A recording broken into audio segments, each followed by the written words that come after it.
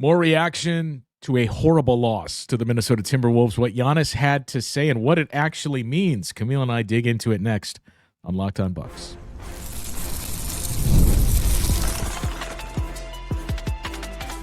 You are Locked On Bucks, your daily Milwaukee Bucks podcast, part of the Locked On Podcast Network, your team every day. Welcome into Locked On Bucks. My name is Justin Garcia, joined as always by Camille Davis. We thank you for making this your first listen of the day, each and every day. And to all of you for helping make the Locked On Network the #1 sports podcasting network in the industry. You can, of course, hear me on the Bucks Radio Network each and every game. You can find Camille weekly on our Locked On NBA coverage and the Technical Foul podcast as well. And one of those nights, Camille, where Tuesdays are tough with all of our schedules. Any game is tough with my schedule, with the radio duties. But it's typically, if they play on a Tuesday, it's usually going to be me and Frank or me and you doing the show the following morning. And it just so happened that we got quite an all-timer Tuesday nights for me to fall on the grenade for. So, I mean, look, I'm just going to be up front, too. I saw some of the comments, and we've seen them for months. I think I've said this. If not, I think you can read between the lines, too. There are certain things I cannot get into and roads I can't go down in terms of personnel decisions and moves that you would make, but I know that's the appetite that's out there now. So you having a chance to digest this game 24 hours later, if you want to get into coaching or what your biggest takeaway was from what we saw. That last night's game had to be a breaking point for this team one way or another. That was my big conclusion after watching it because, as you mentioned, Tuesdays I'm recording Tech File, so we had the game on like in the studio, but it's hard to watch a game when you're recording a show. So it was hard to watch, all right. We're just kind of score watching, and as we're recording the show live, like I'm like, they down about 20? It's like, man, they down by 30? And we're just kind of like, okay, like we're having random comments of just like, okay, I can't believe the score is what it is at this moment. And I get home and I'm like, I can't wait. Okay, it's time to watch this slaughter. And the amount of people, Justin, who were like, don't do it. Just do something different with your time. And after watching it, I understand what an ugly, ugly game. And the reason I feel like this has to be a breaking point, it takes a lot for Wisconsin sports teams to start booing their home team. Like Wisconsin isn't Philly. Milwaukee isn't Philly in the sense of like, it doesn't take too much to really set that radar off and here come the boos. In Milwaukee, it takes a while. Like Milwaukee can handle losses. If you lose and you put your best foot forward, fine. It happens from time to time.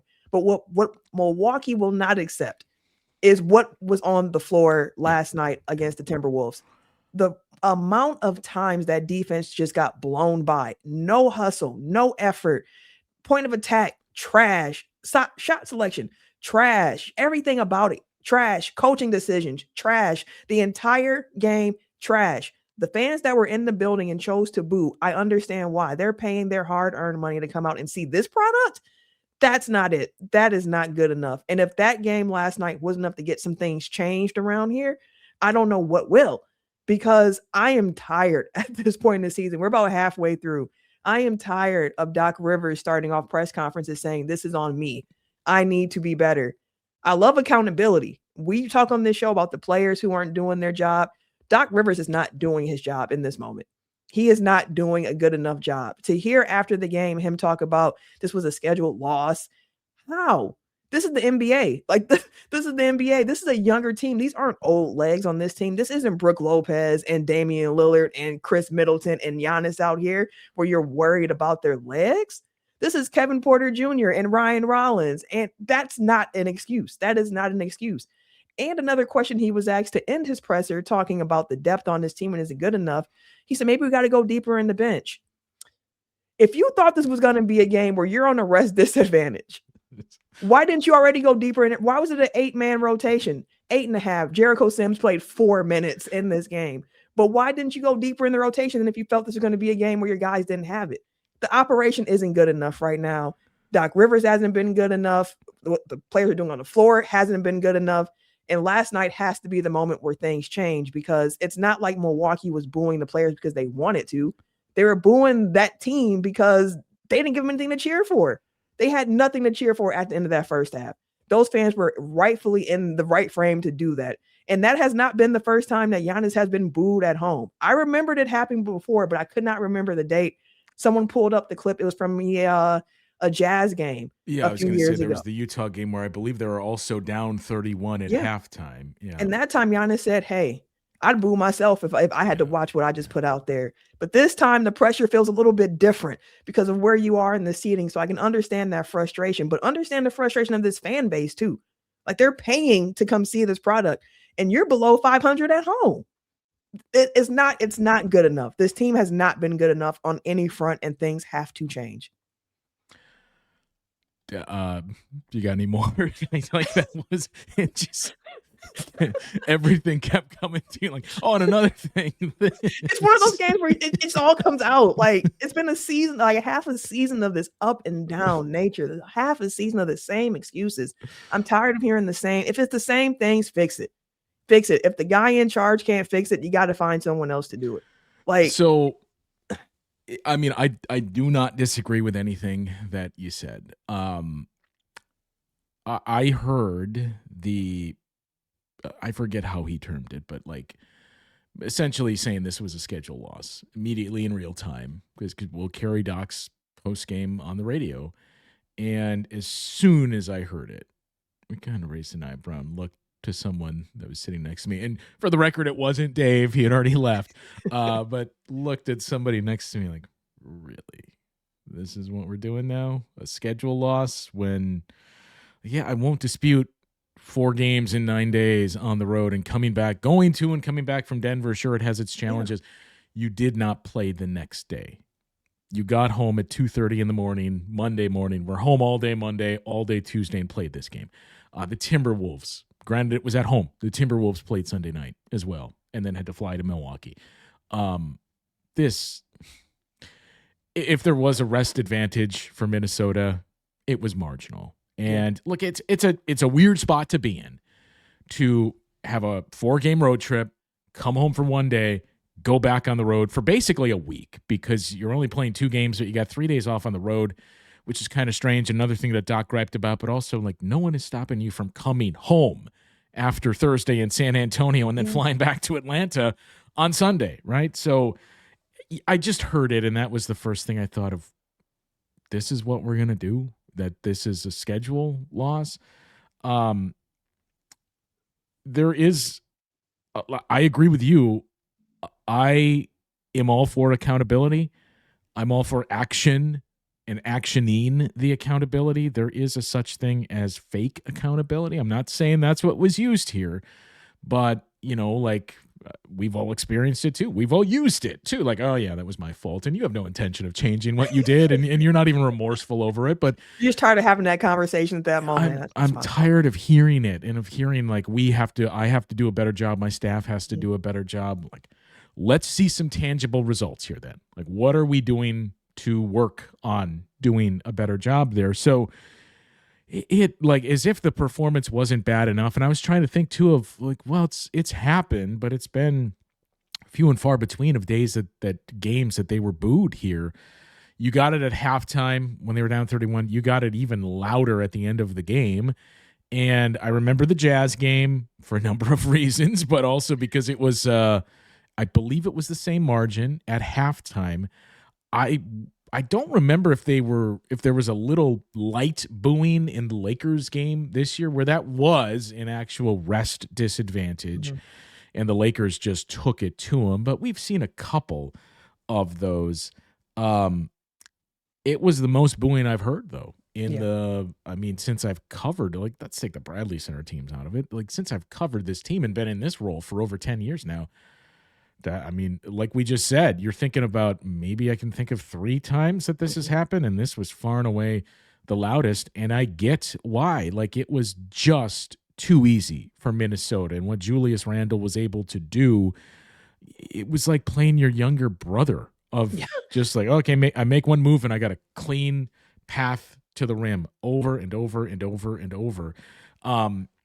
there was one thing that struck me in that game, and I do want to get your thoughts on that, but also the bigger thing that is bubbling up out of this, which I suppose we should have led with, but in the sequence of events, this is why we're going with it next. More post-game commentary from one of your players, your best player, what Giannis had to say after the game. So I want to get your thoughts on that coming up after the break here on Locked On Bucks. I carry a lot of responsibility in my household. If something happened to me, there would be serious consequences. We have a mortgage. We got tuition. We got everyday bills. Those aren't going anywhere if something happens to me. And I know that's an overwhelming feeling, but I'm taking steps to protect my family by getting life insurance through Ethos. Ethos makes getting life insurance fast, easy, and 100% online. You can get a quote in seconds, apply in minutes, and get same-day coverage. There's no medical exam. You just answer a few simple health questions. You can get up to $3 million in coverage. Some policies are as low as $30 a month. And as of March 2025, Business Insider named Ethos the #1 no medical exam instant life insurance provider. Ethos has 4.8 out of 5 stars on Trustpilot with over 3,000 reviews. Protect your family with life insurance from Ethos now by going to ethos.com/lockdownnba. In as little as 10 minutes, you can get your free quote and up to $3 million in coverage at ethos.com/lockdownnba. That's ethos.com/lockdownnba. Ethos.com/lockdownnba. Application times and rates may vary. All right, so really quickly, as it was unfolding, and you saw what the margin was at halftime, they got it down to 18 in the third quarter, and it was like, okay, and we had this discussion on the air too. Maybe they'll do something here. Like, they have had a big comeback against the Wolves in the past. It was, 24 last year when they did it? Maybe they're going to top that one. Get this to 14, 15 going into the fourth quarter, and you feel really good. And then Giannis left, and it's right back up to 30. And before you knew it, it's 41. I was strangely, I don't know what the right word to use is, but I almost wanted that to happen more than to just, okay, they got it to the Timberwolves pushed it back to 20 to start the fourth quarter, and the Bucks kind of hovered around 16 and ultimately lose this game by like 18 or 21 points, something like that, or even do better, like oh, they got it to 10 and that's what they lost by. It almost felt like it was more necessary for them to see it reach 40 and lose by 33 points because you had to wear it. And you had to acknowledge what happened. And there wasn't okay, if only we didn't do this in the first half, we could have won this game, and let's move on to the next one. It should and hopefully does cause more introspection and soul searching to have to wear that loss. Yeah, and you would hope that would fuel a better performance going forward. But they've already had a few of these losses this season where you feel like this should kind of waken you up. This should This is not even their worst margin of defeat this season. On top of that, again, you are now 17-23. You are in the lottery looking up at the standings right now. Yeah. If that alone isn't enough to motivate you to come out there and play in a way where it's like, okay, we're not getting beat. We're not letting effort be a reason that we lose. We're going to execute, so on and so forth. When you are where you are in the standings, when you came off of a loss in Denver, albeit, yes, it's on the road, but against a Denver team that was without 4 of its starters, a game five of their best 7 players. Yeah, a game where that locker room felt like that's a game we should have won. Like, we should have taken care of business in Denver, but hey, 2-2 on the road trip, we take it, we go back home. And then you come back home and this, especially against a team without Anthony Edwards and Rudy Gobert, like it. I agree with you. I guess it had to happen because I said this felt like a breaking point, and I think it's when the fans in that arena are booing, and it's just like, hey, haven't heard it like this before in here during this particular era of like Giannis Bucks basketball. Like, you have to do something. For the players, it has to wake you up. For the coaching staff, it has to wake you up. That seat should start feeling warm at this point because you are severely underperforming expectations. In an Eastern Conference, again, everybody was saying it's so open. Bucks had thought, hey, we could have a championship shot here because we have Giannis and we have a team that's built around him. They're not even executing. They're not even using him in the way that it was expected to start the season at this point. Like it has to be the breaking point. And if not, we're going to just be having this conversation in a few more weeks again after another loss where this team doesn't come out and perform the way they need to. And that's everyone on the team, not just the players, everyone on the team. I'll even point to the construction of the roster at this point. Like, we know the trade deadline is coming up. The Bucks need that wing size. They need that on this roster. They need some other bodies on this roster. So full team accountability. Everyone, again, has to be better going forward. Yeah, I mean, it's been an unfortunate time for your backcourt to not really play well of late. Yeah. Ryan Rollins has now had 3 consecutive really rough shooting nights. I don't have the numbers in front of me, but I remember looking into it earlier, and I guess we'll sound the alarm here. We're bashing Kevin Porter Jr., but since that start in the first 8 to 10 games where he was on fire, the efficiency has cooled off dramatically for KPJ and the raw production as well. So it's just all kind of combined at the worst possible time for this group. But the locker room, to shift to that and what we heard coming out of there, Ryan Rollins was pretty upfront afterwards and talked about, this is embarrassing. Like, we're competitors and we play to win. Like, what does this mean to me? It's embarrassing to lose like this and to watch a performance like that. This is not us, and we'd like to move past it. Giannis gave I forget Giannis's answer. It wasn't quite as strong as Ryan. There are 2 takeaways from what we heard from Giannis after the game. Number 1, he was told, hey, here's what Doc Rivers said about the loss and about a schedule loss, and you guys had dead legs.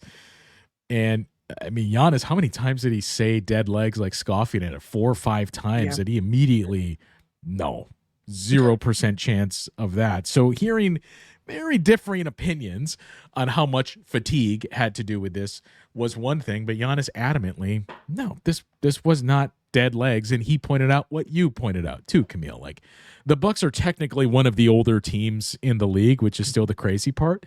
But this isn't last year. This isn't 2 years ago, where it's Brook Lopez approaching 40, and Chris Middleton and Damian Lillard and all those guys. You have revamped your roster, right? I mean, Giannis and Bobby Portis were the oldest guys, and Gary Harris, the oldest guys to play last night. Otherwise, it was young guys that were playing. So there's no dead legs. We had energy like we had, and Giannis pointed out too, we got to sleep in our beds on Monday night. Like, we were home for a day. So no, this was not dead legs. This was effort. And that was the troubling thing to Giannis, and I think to everybody that watched this as well. So you listen to that and thought, okay, I can get behind that. But the bigger talking point to come out of Giannis's postgame comments came a couple of moments later. And I know Lori Nickel was one that asked him about it. There was a couple of questions that came in about what we saw in the third quarter and what we've already addressed. So Giannis shared his thoughts on his back and forth with the fans. And there was one very interesting thing that was buried in his response towards the end that really struck me. I'll tell you what that is and get your thoughts, Camille, coming up after this on Locked On Bucks. Well, the new year is here, and it is the perfect time to reset your routine and refresh your space. If you're spending more time at home, you might as well love how it looks and feels. That's why you should turn to Wayfair. It is a one-stop shop for getting your home back on track. From bedding and mattresses to storage solutions for every room, Wayfair makes it easy to start the year fresh. Wayfair has everything you need for a full home refresh all in one place. Whether you're updating your living room, organizing your space, or upgrading your work-from-home setup, Wayfair's huge selection makes it easy to find exactly what works for your style and your budget. I love searching for pieces for that work-from-home office that I have. You can find everything that matches your style, and you don't spend a fortune. The shopping is easy. It gets delivered smoothly, and everything arrives exactly as expected. It makes getting back into your routine this year feel a whole lot more manageable. So get organized, refreshed, and stay on track this year for way less. Head to wayfair.com right now to shop all things home. That is wayfair.com. Wayfair, every style, every home. So the third quarter, as the Bucks started to come back and then started to lose hold of the rope, we saw Giannis finally get a whistle and get the and one on a dunk or putback, and goes to the ground and gives the thumbs down, gets up, gives the thumbs down again, and we were trying to figure out what is this here? Like we've seen him do this before. Coming to Miles Turner's aid and a few other times. And that was directed to the fans. I don't think that's what he's doing here. So the best we could come up with on the air was, is this like for the officials of I finally get the call. Thanks a lot. And then Giannis confirmed after the game, no, your first instinct was correct, that I was giving a thumbs down to the fans for booing me.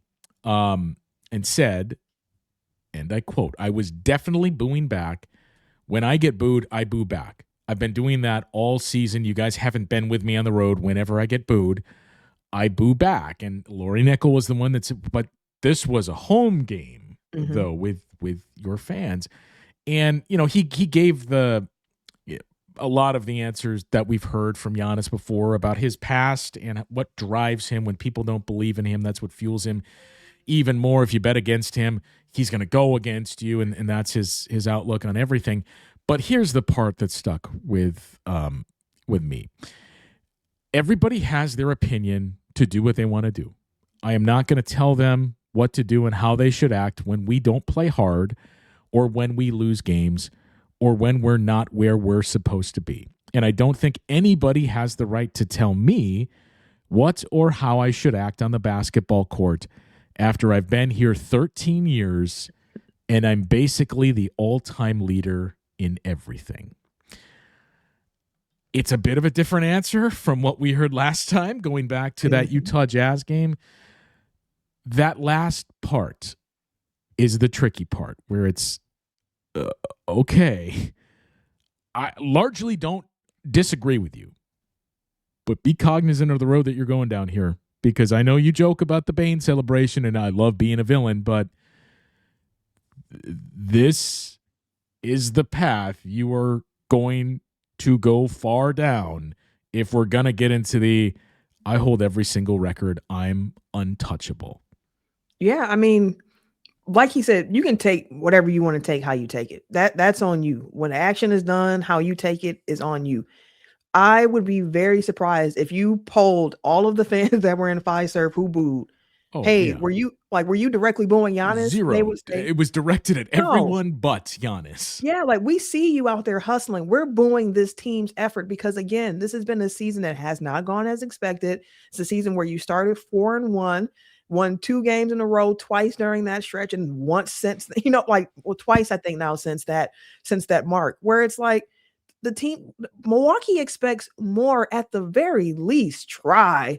Like, again, people are spending their money to watch that game. Like, we saw the boos when we were recording Tech 5, but we had everything on mute. So we had no frame of reference in real time that the crowd booed at halftime. Yeah. So when we saw him do the celebration, we said, oh, the fans must have been booing. Like, it was an instant, they must have been booing in that moment. Some people who were in our live stream said, like, yeah, they booed at halftime. And I was like, well, they were down 30. Like, I get it. I understand the why behind it. So again, let me say this. The team is in a different place than it was against Utah a couple years ago. Even when they got booed in, they had a winning record.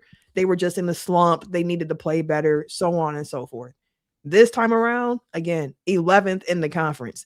Things have not gone well. This isn't the first time they've had a loss like this. So frustration is high. Like, we've seen the locker room, heard from the locker room. It sounds like the team has been doing a fairly decent job of staying together. But frustration is frustration. And when you lose, it continues to fester. And he feels that, the fan base feels that, because the fans don't want to watch that either. So I think it was just one of those moments where he's frustrated, fans are frustrated. So in that moment, in real time, embracing the villain arc, and I'm going to do this back. But what I think needs to be understood again is that Milwaukee is not against Giannis. Milwaukee is against poor play and poor effort. As long as you're bringing that, you got Milwaukee, and Giannis continuously does that. Like, this was not a directly at Giannis thing. This is a Milwaukee Bucks thing, and he happens to be part of that. So, like, to a degree, yeah, you wear some of that too because you're wearing the jersey, but we see what's happening during non-Giannis minutes. Like, we understand where most of the blame, quote unquote, needs to go. So that just is what it is. They, yes, they had a winning record. They were 25-11 coming into that Jazz game, and it was 77-46 at halftime. So again, they were down 31 points. I don't remember what it was, somewhere around there. I want to say it was like 78-47 at halftime. It may have ironically been almost the exact same score in these two games. It was 76-45 at halftime of that game. So it was off by a point each way. Yeah, I mean, and look, I cannot stress this enough either. This isn't like calling out and criticizing Giannis for that. It's merely pointing out, look, let's recognize this path that you're going to go down. If this is what we get into with the, but I've been here longest and like I own every record, so therefore you can't tell me what to do.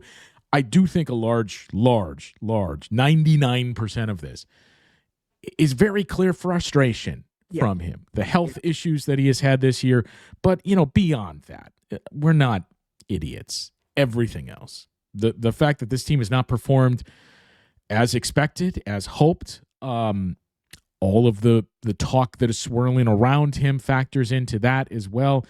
It causes you to be even more introspective and question everything when you think like, well, is this what the future is? And is this what we're going to be having? And for Giannis, all of his running mates are gone. Yeah. It's Bobby and his brother. That's it. Darvin too. That's it. The coaches that you had that relationship with and that were instrumental in guiding you, they're gone outside of Darvin Ham. People within the organization, largely gone. We've seen a lot of people exit. Nick Monroe, his guy, is still there with him. Yeah. But there's a lot of turnover and change there. The roster personnel, not only guys that you had relationships and were very clearly tight-knit with Brooke Lopez and Drew Holiday and Chris Middleton and others, but just a young team where he himself, I mean, the other thing that's notable is him acknowledging, I keep saying this, we keep having these conversations over how we need to play. We're a young team. I don't think he used immature last night, but it's a young team. Mm-hmm. And I don't know, maybe they've just tuned out my voice. And I guess that's where we're at, but I'm going to keep leading this way, that I think all of this is just the pot is boiling over with frustration for Giannis, for on the court, off the court, team construction, teammates having to be the guy that's guiding them through all of this when your teammates have not hit the level of expectations that you or the organization have had this year. I think that is what we got after the game last night. I could not agree more.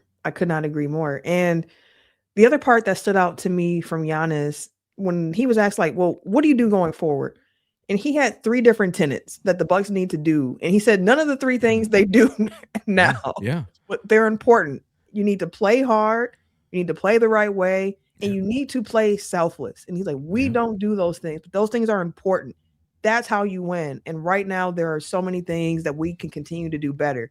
And they have to strive for that. Like, he was kind of in this. I don't want to say he was begging, but it was just like, can we just start by playing harder? Can we just play the right way? Right. Can we do those things? Let's start with that.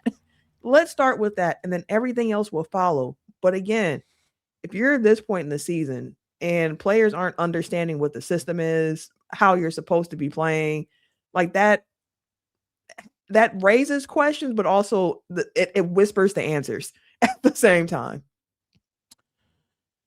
I mean, and the challenging part of all of it too, Camille, is as we have learned, playing hard and your effort, it's not controllable. So it's not as easy as saying, let's just get out here and play hard and that'll start to fix things. And, speaking of playing hard and fixing things, doesn't get any easier with Victor Wembanyama and the San Antonio Spurs later on tonight, Thursday.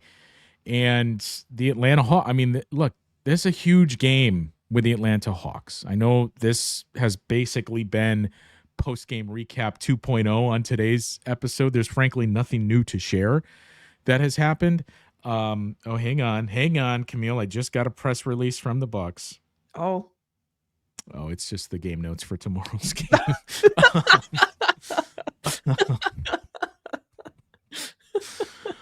There's going to be a mad comment about that one, Justin. I don't know what you were inferring that I would think a press release would be. But yeah, I mean, this Hawks game is huge. I mean, it's much bigger than the Spurs game. Spurs game is obviously going to be a challenge as they're 27-13 right now. But the Hawks lost pretty badly last night to the Lakers. They're 20-22. So through all of the struggles, somehow you are still a single game behind the Hawks in the loss column and 2 games behind the Bulls in the loss column. And you have games coming up against both of those teams in the short term. So goes without saying, Monday, Martin Luther King Jr. Day, noon tip-off in Atlanta. That is, at this moment, your biggest game of the season. Yeah. Because, number one, we're beyond the, hey, what can you piece together and like turning it around, because we're having this conversation routinely. But every single game you have left between the Bulls, the Hawks, the Heat, hell, we'll lump in the Cavaliers and the Magic in there as well. Like all of those teams, let's just take out the Pistons, the Knicks, and the Celtics from the mix, because I think there's a clear cutoff after those 3. Every single game you have left against all those other teams that are in front of you, those other, 6 teams in front of you, you know my thoughts on must win, but like those are the important ones. Atlanta on Monday, then you get the Bulls February 3rd. You get the Bulls again the final time in Chicago on March 1st. You get another one with the Hawks 2 games after that. Your next one with the Hawks is March 14th. So those games are huge for this team, that these are the ones you have to get. It counts double in the standings, and it's important in terms of the tiebreaker. So we keep saying like, oh, you'll get your answer depending on what they do here. And I don't know how many weeks we've said that now, Camille, that at some point you just have to say, we got our answer, I think. Yeah, I'm at the point where I gotta quote past President George Bush here with this Bucks team. Like, you fool me once, shame on me. Fool me, I won't be fooled again. I won't be fooled again. Like, as this group currently constructed, Justin, I won't be fooled again. I won't be. So we'll continue to see how it shakes out. But at this point, I am not trusting it. I love the fact that by the numbers, they are still alive, because what that does say to me that is if things do change, whether that's they actually start to play better, whether that's they get new people in the building, then you start to see the change. I'm like, hey, it's a good thing that they were never that far out of it, because now they have this new renewed energy, and now they have a way forward to try to get something out of this season. But as currently construction, won't be fooled again. Well, we don't have to spend much time on it since we're up against it here, but just realistically, what is the ceiling, right? If they turn things around and figure it out, like, oh, now they made moves and they're playing better and they're playing the right way finally. Realistically, at this point, what is the ceiling for this group in like seed number in the Eastern Conference? Oof. I mean, given the fact that right now, as we record it, they're 17-23. We got the 6th seed that's 22-18. So like 5 losses behind that. So if they can 5 get games, period. Yeah. Yeah. Like if they can make that up, it's like, okay, now we can kind of talk again. But the flip side to me is like, if we're approaching All-Star and you're still firmly in that lottery picture, and this difference does start to grow, really going to be focusing my attention on, hey, I'm not going to say tank, but let's see what we can get for the draft this upcoming year at this point.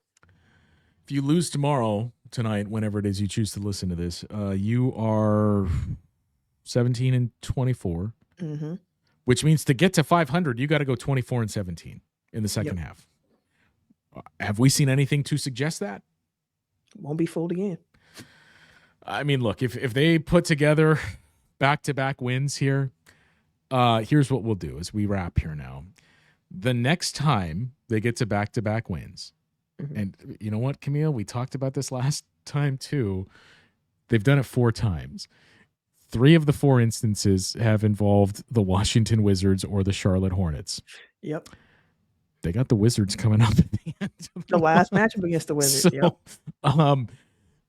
the next time they get to 2 straight wins, and we start to believe, here's the third, here comes a win streak, and they lose, we'll just recreate the meme and the GIF on the air, and the next episode will just be us painting the clown makeup on our faces on this show. So, all right. The San Antonio Spurs, Victor Wembanyama, a massive challenge for the Bucks on Thursday night, and then some time off to reflect on all of it before the Martin Luther King Jr. Day matinee matchup in Atlanta against the Hawks. I think we'll figure it out as we get there, but I think we'll probably have a post game relatively quickly after that one, because we're not going to have the local radio post-game show. We'll have the network, but it increases my availability for the day. So hopefully it's a good one that we can really sink our teeth into. But thanks as always to everybody for tuning in to the show every single day.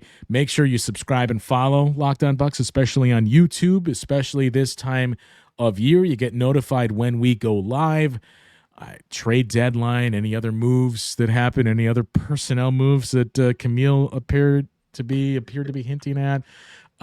We'll go live for those, just as we did with the Miles Turner signing in the offseason and trade deadline last year, so you get instant notification of that. If you never miss an episode, the Everydayer Club is built for you.